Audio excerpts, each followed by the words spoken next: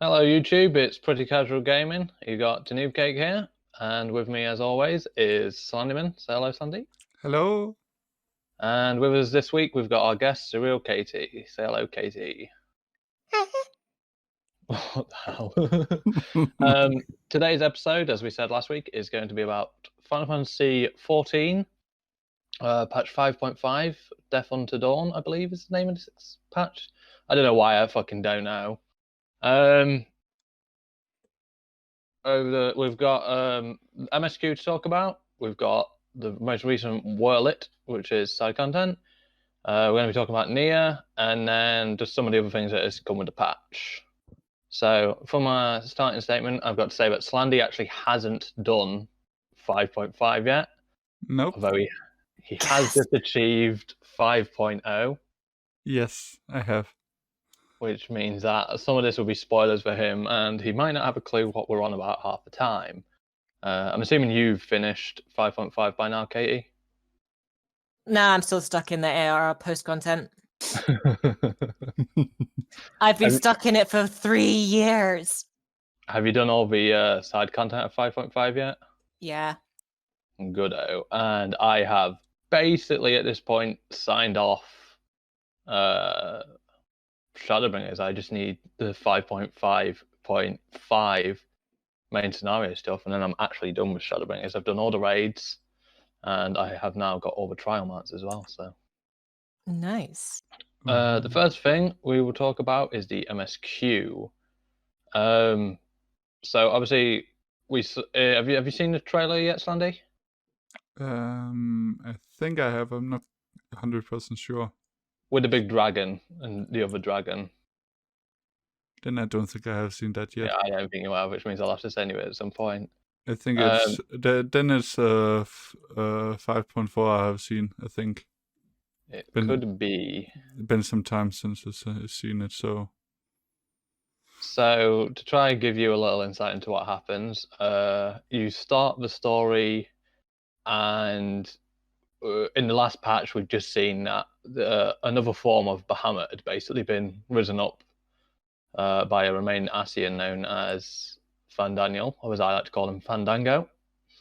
Or Fandam, Daniel.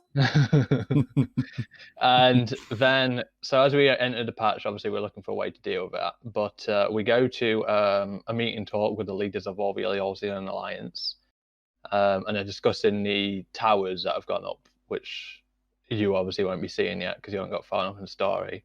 But there's a bunch of towers going up, and from what we know of them, they're tampering people who try to go near them. So we go to the talk, and then we're introduced to Arenvald and Fuldola, who are characters we've met over the story, and they're dealing as like a little B team kind of primal Slayer squad. Then we are looking.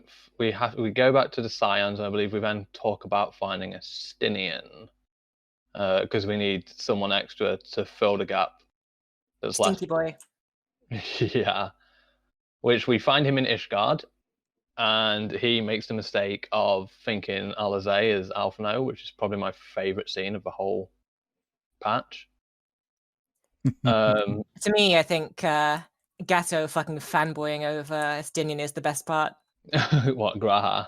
Yeah, sorry, Graha fanboying over Estinian. Yeah, that is pretty funny.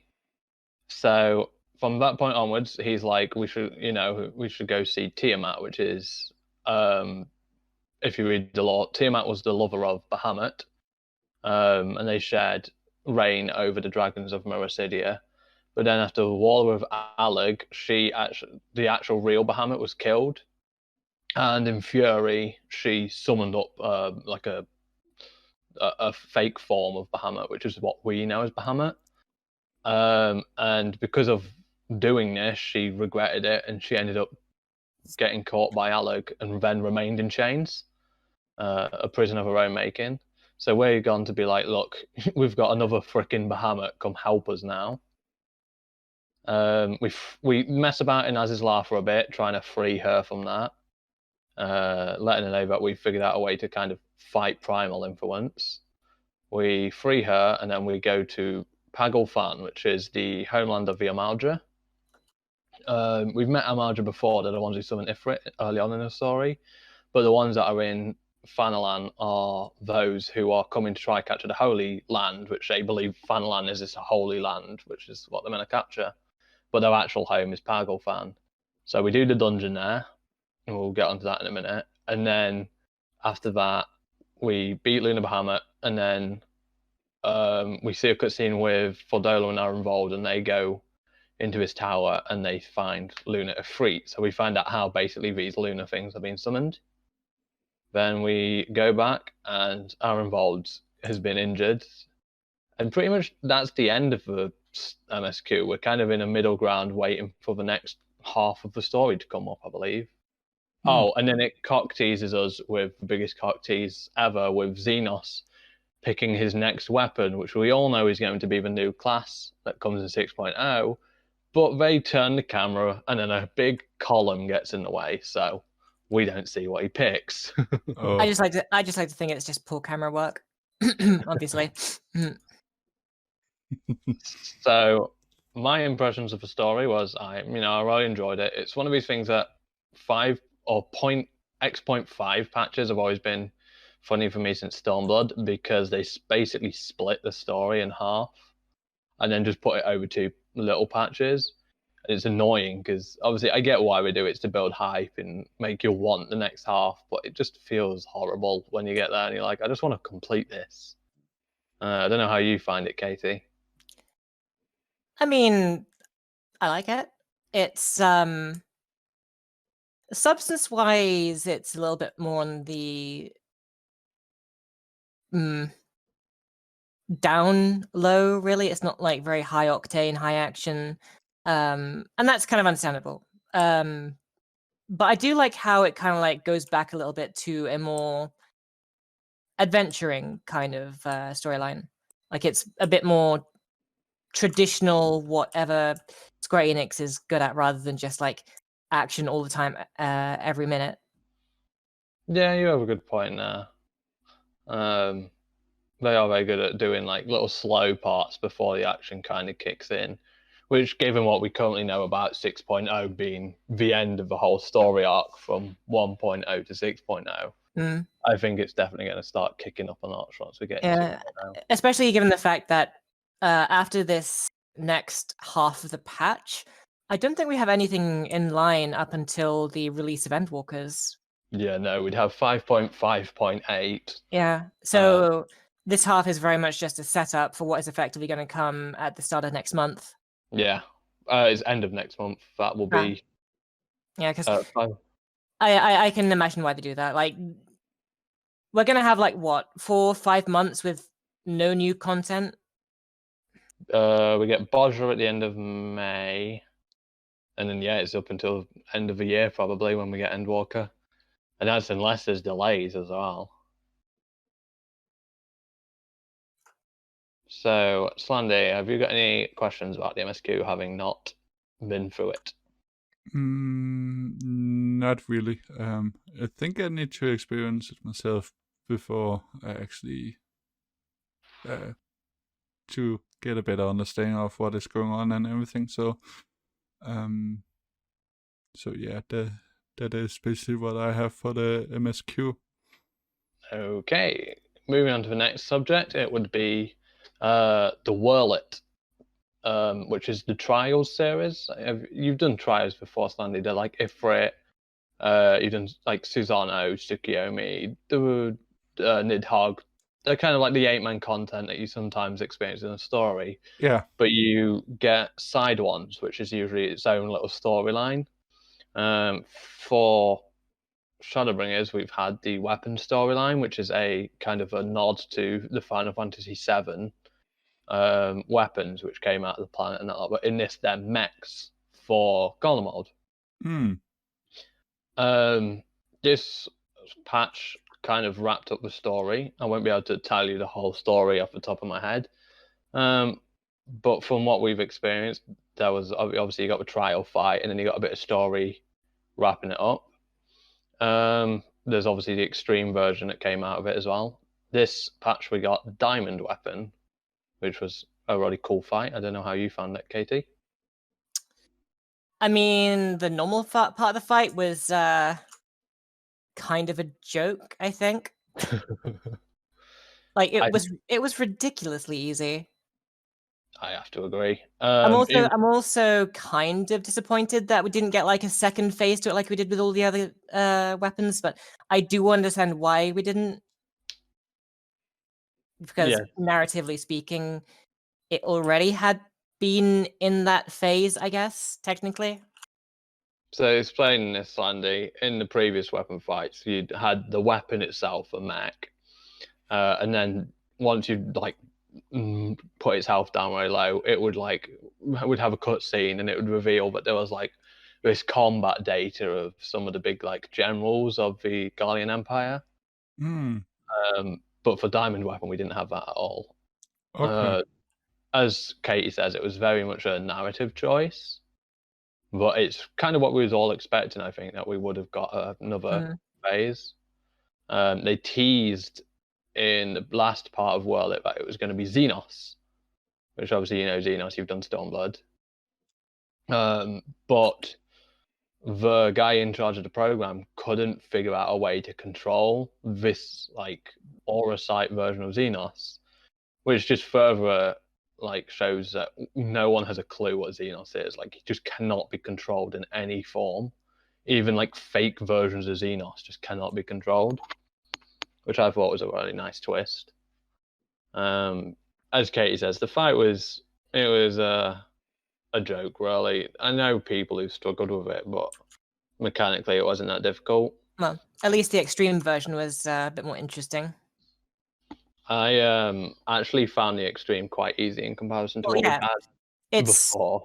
It's definitely not as difficult as, say, Hades or Seed of Sacrifice, but there was still at least a wall to the fight that people had to overcome. Being I'm assuming you mean. Can you count to 8? Basically for that, it was you had lasers being shot at you, and you was meant to have like people you had 1 to 4 in each corner, and then 5 to 8 you put in the middle, and then once 1 had been hit, for example, 5 would move into their spot, because then it would go 1, 2, 3, 4, 5, and you know it would do a big cleave. So if you got caught by it, you'd just wipe out the group. I actually managed to get my diamond weapon already. My diamond weapon Gwibber, which is the mount for this expansion. I actually managed to get the Landerwaff, which is the mount for getting all of the Shadowbringers Trials mount, which I've already seen a few people flying about with, so I don't feel quite as unique anymore. I mean, some people have been farming out the mount since day 1 of Shadowbringers. Yeah. I myself have basically left it by the wayside and only now are starting the grind. I got the Ruby weapon mount just by pure fucking happenstance. But the big draw to trials is the weapons, as in weapons for your class, not the actual weapons. Yeah. Then the mounts. So after that, there's really not. You got faded orchestrions, which you can craft into the orchestrion of the music of the fight, and then you've got the plating, which you use for chocobo things. Which, speaking of the plating things, one of the things I found really interesting about this patch is the fact that we've got crafted Hades weapons an expansion early, because I was expecting them next expansion. I don't know about you, Katie. I'm not usually one who follows this kind of stuff, but I'm also someone who prefers simpler weapons. So having those bright, shiny, obnoxious, glowing particle effects on them, it's a bit too much for me. Like, the Hades weapons especially are already very bright and very flashy. The Hades, the purple crystals and stuff. Yeah. Like, it just doesn't add anything for me. In fact, it kind of more takes stuff away from it, because you can't really see what the weapons are, because the purple particle effects blend in with the purple crystals. Yeah. So, following the Whirlit storyline, what was your opinion on the actual story, Katie? I mean, honestly, up until then, I wasn't massively invested in it. Like, there were definitely some scenes within the storyline that got me, like, burn out the bad. I will admit that the main protagonist of the storyline, I fucking hated him in a good way. Like, he's one of those characters that you You mean the want. antagonist? Yeah, sorry, antagonist. Sorry. He's one of those people that you hate him and you want to hate him because he gives you every fucking reason to hate him. He's unlike a lot of the antagonists up until now, because most of the antagonists we've come across have been relatable in some way. This Particularly guy, Thunderbringers. yeah, this guy is a complete juxtaposition to that. Like, he is detestable in every way, and there are no redeeming qualities about him, which just makes you hate him all the more. Which was definitely a breath of fresh air, I think, this expansion. Like, someone you legitimately can hate and have no remorse about killing. Which I think is definitely good. I think we need them now and again. One of my big worries, actually, is with 6.0, we've already been revealed that the raid series is going to be Pandemonium, and the artwork for it is La Habrea, and obviously the big theory is that they're going to bring La Habrea back and try to do a redemption story for him. And I don't want that for him. I hope they just fully dig their heels in and make him a complete psychopath. Same. So before we move into the next bit, do you have any questions regarding Whirlit, Sandy? Nope. Well, there is one last thing, like the ending cinematic. Are we going to talk about that? Yeah, so the ending was the villain got killed. I think every single person I think who did that story, no matter who they got invested in, they got some sort of a satisfactory ending for that. Like, for those people who are a big Gaius fanboy, oh boy, did he get to shine. Yeah, so if you remember Gaius from Praetorium, Sandy, from the Realm Reborn, basically he's back and he's sort of a good guy now. He's obviously still very Garlean-esque in his beliefs and that lot. And we find out that the people who are controlling the weapons are his like adopted children from his conquests in the different lands, and they're trying to make him proud and that lot and free these lands from tyranny, all that kind of stuff. But they're doing it in a very typical Gaius way, which is me need big mech, me free people with big strong mech. And they kept dying basically because there was this synthetic aura site thing, which all those things I was telling you about how it was summoning like data from these generals of the Gaian Empire. It required a mortal host to do that, and so it was killing all these kids to become this. The final one, the character Ali, which is like the final one who was left, she went to go steal the diamond weapon to try, free Whirlit, and she basically got no control over it. He shut it. Varens, the bad guy, shut it down. From that point onwards, everyone was like, "Oh, well, she's dead." But then she cried, and it turned out that one of her brothers had actually been made into something called the Overmind, and he managed Oversoul. Oversoul was the Oversoul is the process. My bad. And Overmind was what they'd created new specifically for Diamond Weapon. And obviously it used his brain, so when he saw his sister crying, the Diamond Weapon went nuts and just demolished the facility. And then our job was actually to go try capture the Diamond Weapon, because we didn't know that like it was something good happening or right like that. We just thought it was going nuts and we had to go contain it. And one of the big things for this whole story is obviously you've got the people who are very pro Gaius needs to kill Varens, the bad guy. Like that's what most people wanted. But then you had other people who wanted us to kill him. You had other people that wanted the diamond weapon, the kids to kill him. And we actually got a Gaius versus Varen scene, which has created the meme of it's now lore appropriate to watch a guide in game during fights, because the whole thing about him versus Gaius is he keeps looking at this little like iPad kind of thing, and he's saying, "Oh, I have your combat data," and then Gaius is like, "Oh no, I've got a new move. Let me show it off." so Varens just looks fucking lost and gets yeeted. I mean, I'm just glad that we got character development for Gaius, like to show the fact that he's moving away from the strict contours of the Garlean like laws and protocol. Oh, for sure, yeah. He's you can tell his time with us has kind of softened him up a little. And then on from when he beats Varens, then Varens sort of survives, but the diamond weapon starts to go nuts, and all the souls of the people that this Varens has tortured to build this diamond weapon, they're like controlling the diamond weapon. So they basically kill him and then like throw his body off a cliff. And then we get like a skip. We get Ali coming out of the diamond weapon, and we get a skip back to, I forget the name of the town that we're in. Basically, we go back to Whirlit. And it turns out Ali has basically gone like zombie. The trauma of the whole situation has basically zombified her. And then Gaius gives her this aura sight that was in the diamond weapon, which her brother had asked him to give her.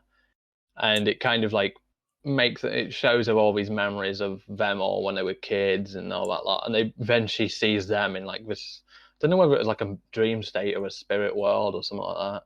But they're all basically like, continue on. You have to protect Dad. I'm gonna be honest. I have never really gotten invested in a side story content that much. But and that was the same for this storyline. Like I wasn't particularly paying too much attention to it. I was like paying attention to the main cutscenes, but everything else was kind of just like on the side. It was whatever. But I think it was the ending that kind of made me want to go back and just like reread a lot of it. Yeah, and the ending cutscene fucking got me. Yeah, as someone who's not really like, I'm very like I'm emotionally detached. I don't get like super like creamy like, oh, what a great ending kind of thing about anything. And even I have to admit in shame that I cried a happy tear at the ending of Whirlit. And I didn't care about the story up until now. I had no care. I was like, oh, okay. I mean, I cared for the story, like I did. I just wasn't massively invested in it. But it was the point where you begin to see like the consequences of all of the death that this weapon project has created that started like making my head turn. And I've only ever really gotten invested in like the main storyline stuff. But this one, and I was in a call of about 4 or 5 different people, and I think about most of us in that call were getting like very soppy at what was going on and just how the story came to a conclusion.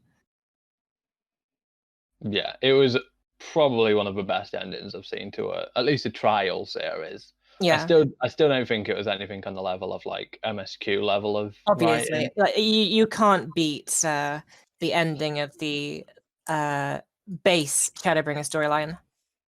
Or even the ending of 5.3, both of them were just fantastic. I won't spoil 5.3 for your son. The only 5.5, but the 5.x storyline up till 5.3 is just such a good story, especially for me personally, because the villain was one of my fucking favorite villains of all time. Like even before, because obviously you know one of the crazy things is Mr. Over Here doesn't like Emmett. He just wanted him gone. Couldn't believe it. I'm sorry, but I have to leave this call now. Yeah, but that's about it for Diamond Weapon. The fight was it was one of the things I'll say for the fight actually before we do move on. Despite the fact that it wasn't mechanically challenging, I still think it's one of the most fun fights of this expansion. Yeah, I mean, it's a good looking fight, and they definitely Final Fantasy has a terrible habit of having very binary arenas. Like they're either a triangle, a circle, or a square, and they've always done a good job of like making those circles and squares interesting. But this is one of the first times in a long time that we've had a non-conforming arena that actually has interactive stuff in it. like you're using two different platforms to deal with mechanics, and like, yeah, I mean, objectively, it is still technically a square, but it's an interesting square. It made the fight much more engaging, I think, because you're actively engaging with it. I definitely think going forward they need to start looking at this fight and because, as I say, like mechanically it wasn't hard, but as you say, there was a lot more fun, interesting stuff because of how, like, the arena in particular. So the next subject would be Nier. I don't know if any of you are actual Nier players. No, I've watched a playthrough of Nier, but I've never played it myself. Same. I have seen some people play it, but that's it. Well, I've played Drakengard, but that was years ago. Like, I don't even know how old I would have been, and back then I had no clue. And up until Nier came into Final Fantasy XIV, I had no clue Drakengard was linked to Nier or Nier Automata, right, like that. So I was not massively invested in the story from the beginning. And obviously, as a Final Fantasy fanboy, I was looking at how does it fit in the Final Fantasy XIV world. And I can't really explain you the story of the Nier because it just none of it makes sense to me whatsoever. I think probably because I'm not a Nier Automata fan. But I can obviously look at it objectively on the points of it's an alliance raid. So, as an alliance raid, I have to admit it's had some of the most fun mechanics I've dealt with in alliance raid. Isn't that just Nier in a nutshell, though? Just like being overly convoluted with a storyline that just makes you scratch your head every 5 minutes? Well, yeah, from what I've heard about it, that's definitely it. It sounds like it. But yeah, so mechanically, it's this one. It's Paradigm, something at Paradigm Tower. I don't know. Nier fans will berate me for it, but it's something to do with a tower. The actual narratives, it's to do with like the dwarves of Kalusia in the first, and like a couple of them, and one of them's gone missing, and it just makes no sense to me. Like, Anog and Canog. That's the two. And all the other dwarves hate them and that lot, and then one of them runs away, and it turns out they got caught by one of the seeds of destruction. And I could not try to explain it to anyone, and I am one of the biggest FF nerds there are. So there's currently repeatable weekly quests, which I'm still doing to find the true ending, because obviously I think everyone knows at this point that Nier has like 500 different endings that you have to rerun it repeatedly to do. And I'm trying to do it to find out what the true ending is, but I'll be honest, I'm not heavily invested in it. But one of the big things I'll say is it's not Nier's fault. I don't like alliance raids in general. Not because I think they're bad, it's just not my kind of thing. I think mechanically they're very easy, and they depend more on the fact that you are with 24 players, which means you got 23 idiots messing. I mean, it's the fucking classic WoW mentality. It's like the fights aren't mechanically difficult, it's mostly just the scale of the fight that's the problem. Yeah. How do you find that, Slandy, given that you're a WoW raider? That's perfectly true. I think Mr. Happy calls it the people debuff or something like that, which I think is just the greatest way to describe it. It's like with Bozja, they introduced Delirium Reginate, and it's got a lot of interesting mechanics, but really it's still very easy. And the thing that you're actually struggling with is the fact that you got 23 other people who just cannot make sense of the most simple indicators. Because Final Fantasy, it's mechanically a lot tougher than WoW, I think, mechanically, but it's also very easy to realize what's going on as well. Well, lots of indicators. I wouldn't say it's tougher than World of Warcraft. It's more just a case that more people have responsibility for the success of a raid. In Final Fantasy, everyone has to contribute to the completion of a boss, at least in Extreme and Savage.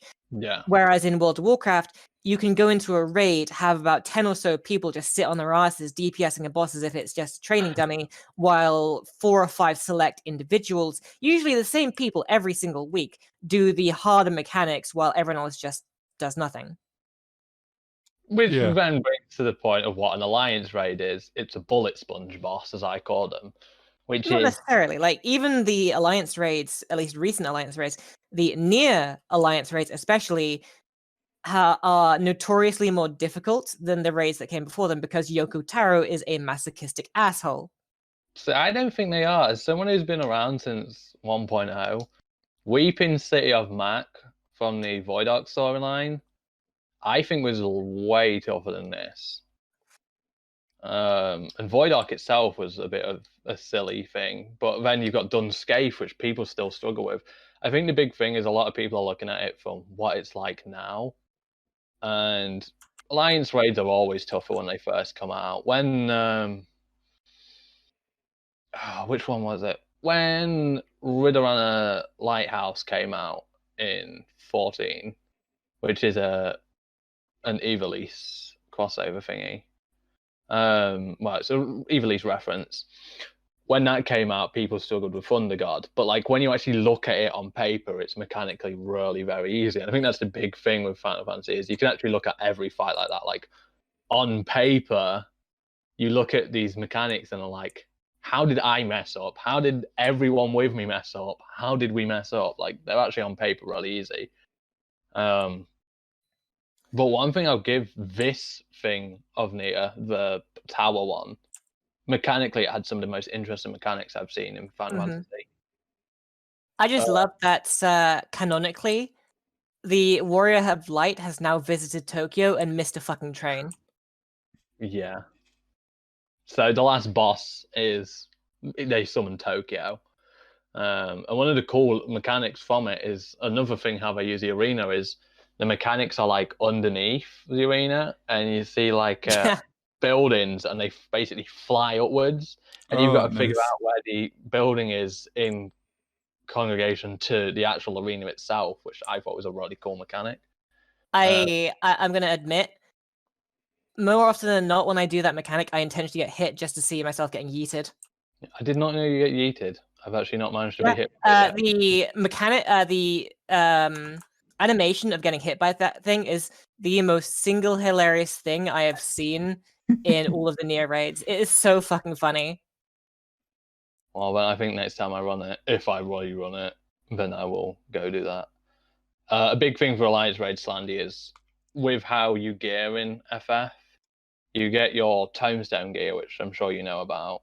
Yeah. And then you augment it with you get like twines and I forget the name of the other stuff, but like you know oils and stuff like that. But to get them, you have to get these 3 coins, and you get 1 from each of the alliance raids of the expansion, and then trade them in. Okay. I don't need to do that because I'm a Savage Raider, so I get them in my Savage Raid. So for me personally, there's not a lot of investment in redoing the Nier stuff. Mm. And as someone who doesn't like Alliance Raids, there's not a lot. So I've actually ran Nier twice, maybe 3 times, just because I wanted the scouting top, which I will give this. So, funny story. The first time I did Nier for the first week, I did it about 4 or so times. Every single time I did it, I always saw the summoner chest piece drop. And because I was an idiot, I accidentally greed rolled on the gloves, which I didn't want. Because there were no other casters in the group, I got it and lost my chance of getting the chest piece for the whole week. This week, I have done it 3 times, never seen the summoner chest drop once. So you're unlucky. It's kind. This is kind of typical for me because anytime I want something from a raid, it never drops. Anytime I don't want something from a raid, guess what? It's always fucking there. So yeah, the sets for this raid I actually think are probably some of the best we've had in the Nier thingy, barring tank and maiming. Because every freaking Nier raid, the gear has always been, would you like a black leather coat? we've got some black leather coats, and that's it. That's all. They're all the same set. I don't care what anyone says. The freaking copied factory and the puppets bunker, all the sets for every job are the same freaking set. And it's just, and you see everyone in them, and it's like, oh, please give us something different. But there actually are different sets this time. We got I forget the name of the sets. They're based off characters from Nier, the Nier universe. But there's not just black leather coats this time, which I was very happy about. So I've got the scouting coat, and I've not touched Nier since because I think the bosses take too long. But otherwise, like, speaking as someone who hates Alliance raids, I have to give Nier that it's probably had some of my funnest Alliance raids. Not Copied Factory. Copied Factory can go suck a dick. But Puppets Bunker... It just takes too long. Yeah. Puppets Bunker and Tower are definitely some of my favourite Alliance raids. They're not my favourites, but they're some of them. So do you have any questions about Nier, Slandy? No. I think the question I had was how did Nier fit into Final Fantasy, but it doesn't. Right now it doesn't. We haven't got anything to say that it does. It's like it's like they just tossed it in there because they could. It really is. It's the freaking Monster Hunter event fitted in Final Fantasy better than Nier did. Yeah. And all that was here, fight Rathalos in a corner. Like, and it still fitted that. This crossover has been one of the worst handled crossovers in Final Fantasy XIV history. Well, it's not been handled poorly. It's just had like the actual content. Well, no, it doesn't make sense. But the content itself has been fun. Oh, for sure. But like, it just doesn't fit as a lore nerd and someone who appreciates the world overall and how it's built. Even though it's in the first, so it really doesn't matter to our world in the first place.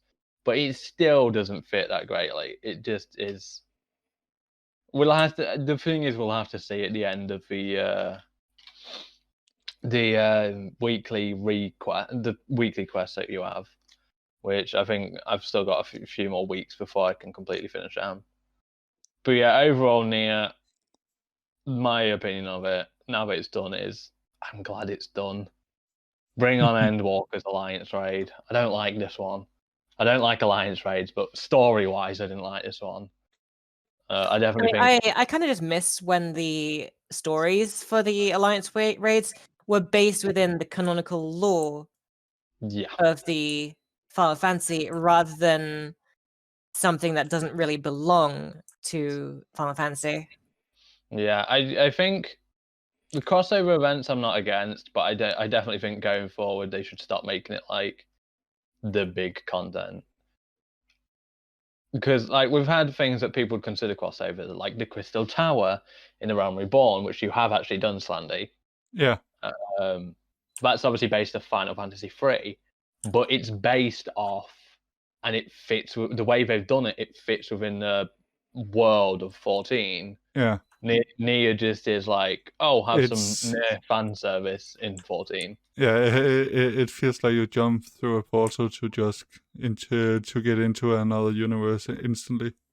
Well, pretty much, and like even the way they freaking get you there is like, oh, go through this freaking door in a cave that leads you to this area that you can't see from anywhere else. Although I do believe I've heard someone say that you can see the tower from the latest raid from Kalusia.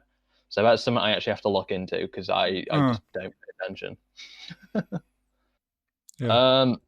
But finishing with Nier, we have the Ishgard Restoration, which is the rebuilding, should I say, of an area called the Firmament of Ishgard.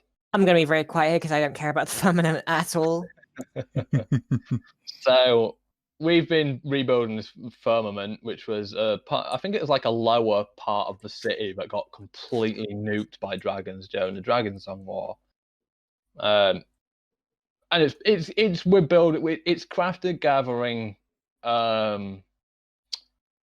content for just to fill in some crafted gathering content. Essentially, that's what it is. And next expansion, it will become a housing area. But it's like you could take away the whole rebuilding of Ishgard thing and just put in the housing area, and no one would give a shit. I And, mean, like, maybe not. Like, I know I wouldn't say much, but at the very least, I can say that it's nice for the server and the community to have a common objective, something that they can work towards and feel like, hey, yeah, we built that. but with that, like, I feel like the people, like, I don't know if they have decided this or not yet. I have a feeling they won't do it. I feel like the people who helped with it should get like a priority on the houses. And I don't think that's going to be the case. I think it's just going to be like, welcome to your friendly battle royale house grabbing stuff. I don't know about you, Katie, what your opinion on that is. I mean, I literally just got a large plot this patch, so I have no intention of going to Ishgard. I mean, we might, with the FC as it is, we might get like a medium slot, try to at least. As it's like just part of general roleplay and everything, but personally, I'm not in a rush. I think my big thing is, particularly on the housing area thing, is I have a mansion in the mists, which will remain my favorite area until the day I die. I swear to God.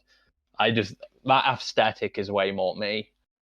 So Ishgard housing, like one of the things I will actually say is I appreciate the Ishgard housing because it's going to get tons of people to move out the mist because they're going to want an Ishgard house, which means I can steal their mediums for my private house. And that is all I appreciate about the housing.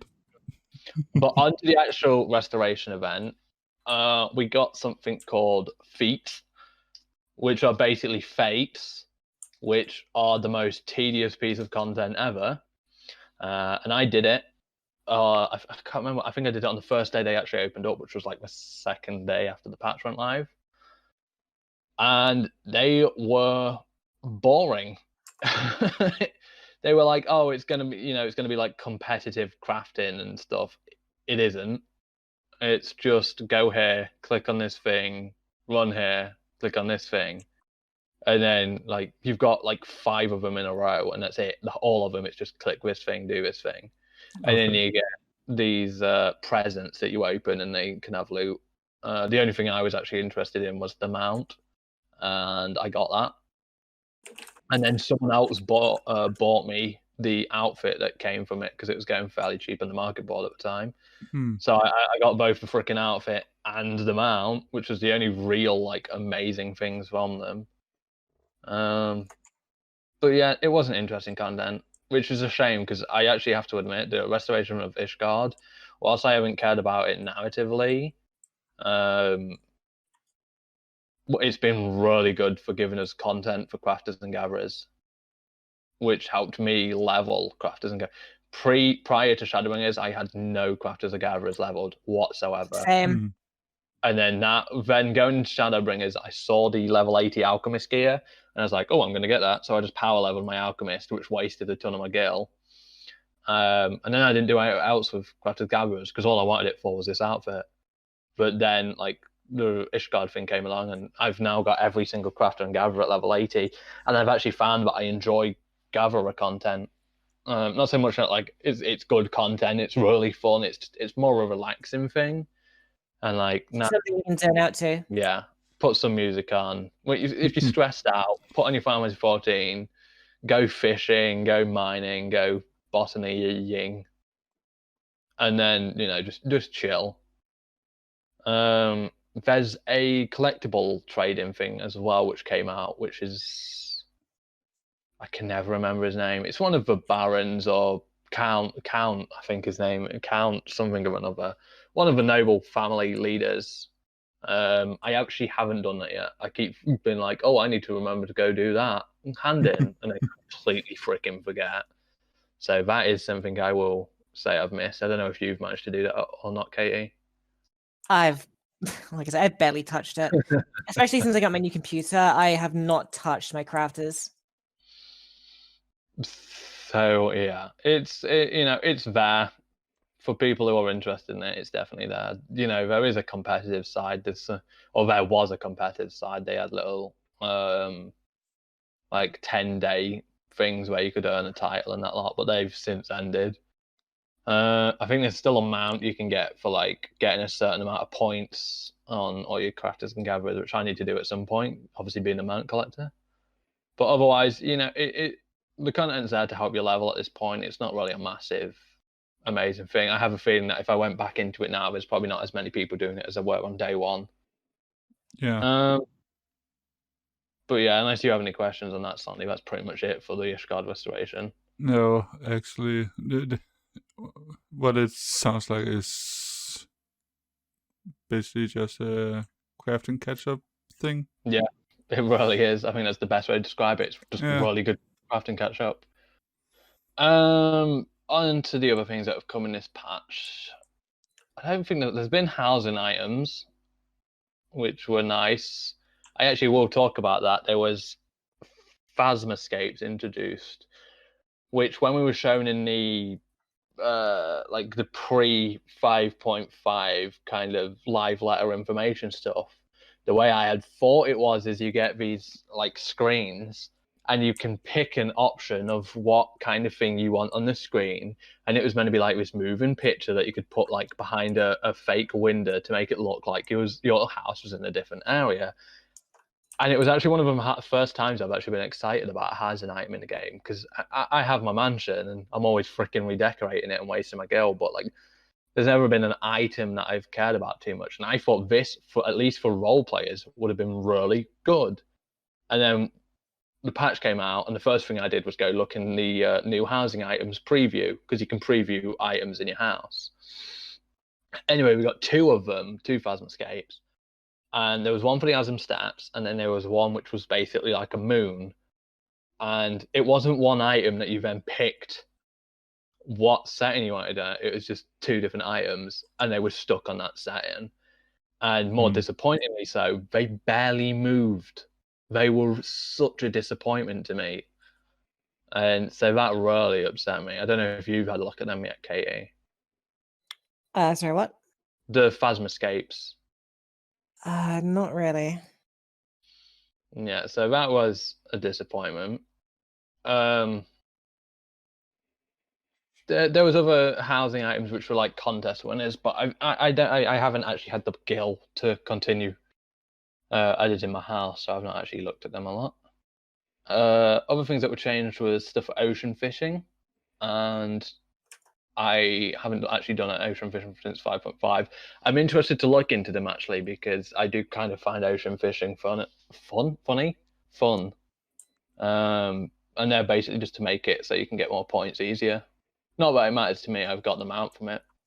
But I think they're nice additions, and I think going forward, if they need to continue adding stuff to ocean fishing, and maybe even introduce a version for miner and botanist.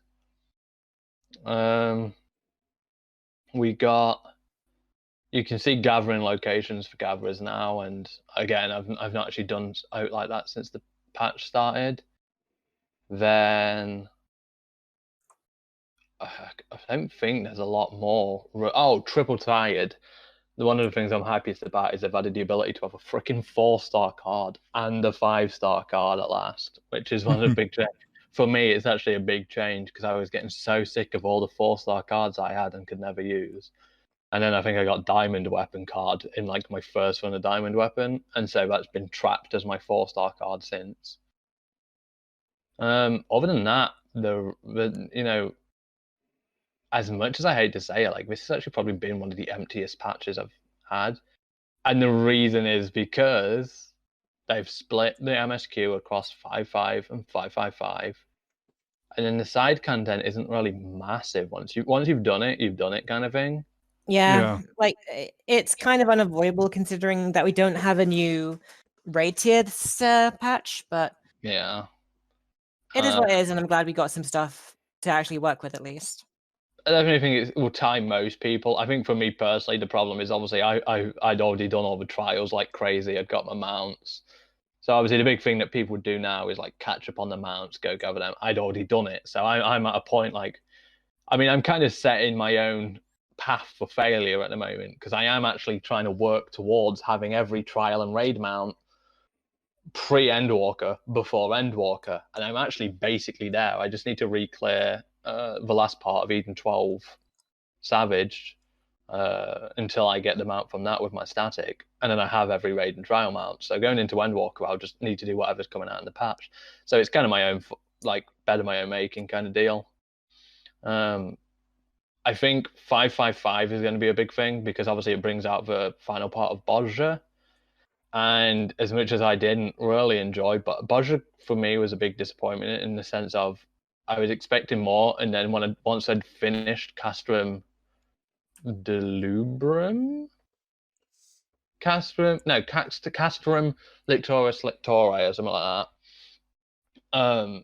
There was nothing else to do, and then they released Delubrum, and I did that, and then there was nothing else to do. So I'm but I am actually looking forward to the next Bodja just to finish my relic and have something else to do. But then it's kind of dead air until Endwalker, and I think that is the biggest thing. I think everyone at this point, now that we know about Endwalker, is like, just bring out Endwalker. I mean, to be fair, at least we have stuff to tide us over. Oh, unlike for sure. certain other MMOs that go an entire year without getting their expansion release. Yep.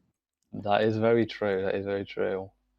So the things I'm looking forward to going forward from 5.5 is obviously FanFest next month, which me and you are going to be watching together, hopefully, Sandy.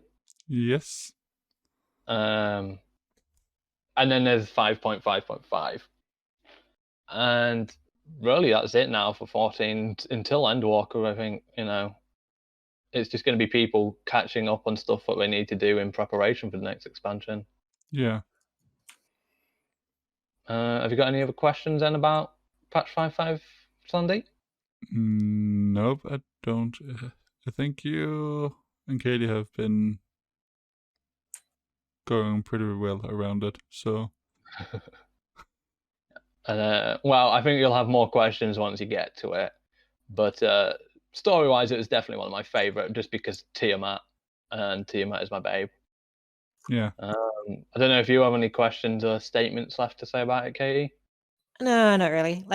I think it's a good patch. It hopefully rounds off the expansion well with the next month's MSQ release. But I'm just a general FF girl anyway, so it's just whatever. Yeah, I'm kind of the same. But obviously I have to try and kind of look at it objectively at some points too. And I think there's weaknesses and strengths to this patch. Other than that, that's pretty much it. Next week, I believe we are doing a Resident Evil 8 podcast. Yes. Which I believe I can get a demo of the game at the moment on PS4, so I'm actually going to go do that at some point this week. And then I can have an actual proper opinion rather than sitting there and going, original Resident Evil was bad. But big titty goth mum girl. Oh God, everyone's Lady Demetrius, I don't know her name. Everyone's obsessed with her. I don't see her clothes are dirty. She needs to clean her clothes, and then I might find her attractive. But yeah, that's next week. We may or may not have a guest. I'm not actually sure yet. I think Slandy still needs to ask. Yeah, he's pretty busy lately, so I don't think he will be able to for the podcast. So it might just be me and you. It might just be family next week, Slandy. Yes. So. Katie, tell people where they can find you and what it is you do. Arts, bullshittery, and all that kind of stuff. I have a Twitch on SurrealKatie and DeviantArt, same name. And we will put links of them in our description. Yes. Slandy, tell people where they can catch you and what you've been doing. Yeah, they can find me on Twitch as well as Slanderman, and on YouTube as well as Slanderman. So. And then obviously for me, as every week, I cannot be found anywhere. Apart from Discord. Yeah, apart from Discord, but I haven't given it away. Me and Slandy still need to get on to finishing the Discord, and then we'll be putting that in the description for people to join for better updates on this channel. Yes. We are looking to add another member permanently to the group of Pretty Casual Gaming, so there'll be 3 hosts. We're looking into a few more things for our editing process, and that should be coming within the next couple of weeks, so there's that to look forward to. As we said, we've got the Resident Evil 8 podcast next week, or next recording, which will be in 2 weeks. And then in 2 weeks. And then hopefully we'll have a one after that. We'll be discussing Endwalker announcements, although that may be late due to time problems with the guest of that week, so that may come a week later. But we should be filling in that time with reaction content. So on that note, say bye, Slandy. Bye, everyone. Say bye, Katie. Later, YouTube.